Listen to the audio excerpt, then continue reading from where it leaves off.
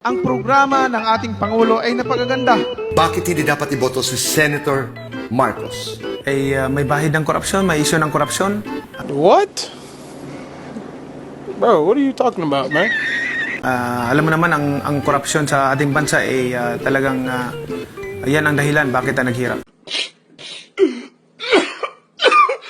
Lagi nating sinisisi ang pamilya Marcos pagdating sa korupsyon. Hindi ba natin nakikita na sa panahon ng Marcos, ang bansa natin number 1 sa ekonomiya? May kurap pang bansa na number 1 sa ekonomiya. Kung ikay akong papilion, diya sa Senado, ikaw maoy kinabrightan sa tanang bugo?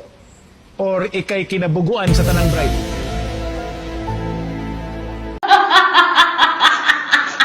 Hindi rin malayong magkaroon ng martial law. Pagka si Bongbong ang I know, ewan ko, binigyan ako ng discernment ng Panginoon at yan ay pagsisihan ng taong bayan.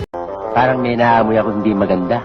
Nung martial law, isipin natin, sila walang batas-batas, sa kanila sila ang batas.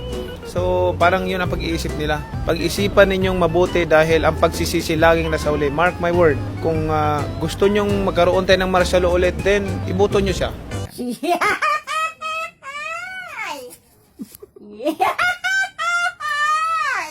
At nakita ko ang programa ng Pangulo dito sa bagong Pilipinas.